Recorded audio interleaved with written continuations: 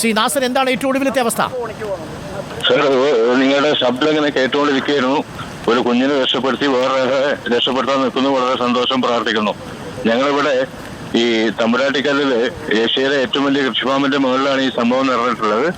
ഇപ്പൊ ഒരുപാട് ശരീരങ്ങളെ ഞങ്ങൾക്ക് കിട്ടിയത് കൈയും കാലും തലയും ഒക്കെ വേർതിരിഞ്ഞിട്ടാണ്. ഇപ്പൊ കുമ്പളപ്പാറ കോളനി എന്ന് പറയുന്ന സ്ഥലത്ത് 7 ബോഡികൾ ഉണ്ട് എന്ന് പറയുന്നു. അവര് വിവരം അറിയിച്ചതാണ്. ഓക്കെ നാസർ, അവിടേക്ക് ഞാനിപ്പോൾ റവന്യൂ മിനിസ്റ്ററെ അറിയിച്ചിട്ടുണ്ട്. അവിടേക്ക് ഇപ്പോൾ റവന്യൂ വിഭാഗം ഉദ്യോഗസ്ഥരെത്തും.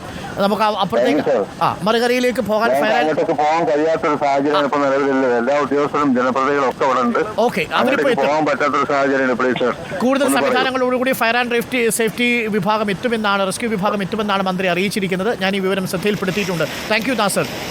ഇപ്പോൾ ആ ദൃശ്യങ്ങൾ നമ്മൾ കാണുന്നത് മുണ്ടക്കൈ സ്കൂളിൽ എല്ലാ കണ്ണുകളും നമുക്ക് ആ ചെറുപ്പക്കാരനെ രക്ഷിച്ചെടുക്കുക എന്നതിലാണ്. ഇതുപോലെ നിരവധി കാഴ്ചകൾ പലയിടത്തും കുടുങ്ങിക്കിടക്കുന്നവരുടേതുണ്ട്.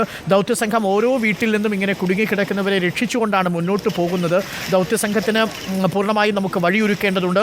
ഒരു അപേക്ഷ എല്ലാ യാത്രക്കാരോടുമുള്ളത്, താമരശ്ശേരി ചുരം വഴിയുള്ള എല്ലാ യാത്രയും ഇന്ന് നിങ്ങൾ ഒഴിവാക്കണം. നിങ്ങൾ ഒരു കാരണവശാലും ആ ഭാഗത്തേക്ക് പോകരുത്. മാനന്തവാടി ഭാഗത്ത് നിന്ന് അല്ലെങ്കിൽ സുൽത്താൻ ബത്തേരി ഭാഗത്ത് നിന്ന് കൽപ്പറ്റ ചുരം വഴി നിങ്ങൾ ഇന്ന് യാത്ര ചെയ്യരുത്.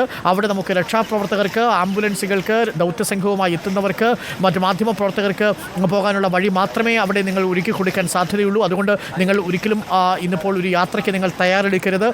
താമരശ്ശേരി ചുരം വഴിയുള്ള എല്ലാ യാത്രയും നിങ്ങൾ ഇന്ന് പൂർണ്ണമായിട്ടും മാറ്റിവെക്കുക. പലയിടത്തും മണ്ണിടിഞ്ഞ വാർത്തകൾ കൂടി വരുന്നു. ചുരത്ത് പോലും മണ്ണിടിയുന്ന സാഹചര്യമുണ്ട്. അതുകൊണ്ട് സർക്കാരിൻ്റെ പ്രത്യേക അഭ്യർത്ഥനയാണ് കൂടുതൽ സന്നദ്ധ പ്രവർത്തകർ മറ്റു വാഹനങ്ങളിലെത്തി നമ്മുടെ രക്ഷാപ്രവർത്തനത്തിന് തടസ്സമുണ്ടാക്കരുത് എന്ന് ഒരിക്കൽ കൂടി അഭ്യർത്ഥിക്കുന്നു. തീർച്ചയായും ഇന്ന് പുലർച്ചെ പ്രാദേശിക രക്ഷാപ്രവർത്തനം നടത്തിയപ്പോഴാണ് കുറേ മനുഷ്യരെ നമുക്ക് രക്ഷിച്ചെടുക്കാൻ സാധിച്ചത്. NDRFിൻ്റെ സംഘം പുലരും മുമ്പ് തന്നെ രക്ഷാ പ്രവർത്തനത്തിനായി സ്ഥലത്ത് എത്തിച്ചേർന്നു. അല്പസമയത്തിനുള്ളിൽ കുളൂരിൽ നിന്ന് പുറപ്പെട്ട 2 ഹെലികോപ്റ്ററുകൾ ഇവിടെ എത്തിച്ചേരും. അവിടെ നിന്നും നമുക്ക് കൂടുതൽ മനുഷ്യരെ തിരിച്ച് രക്ഷിച്ചു പിടിക്കാൻ സാധിക്കുമെന്നാണ് മനസ്സിലാക്കാൻ സാധിക്കുന്നത്. തത്സമയ ദൃശ്യങ്ങളാണ് പ്രേക്ഷകർ കാണുന്നത്.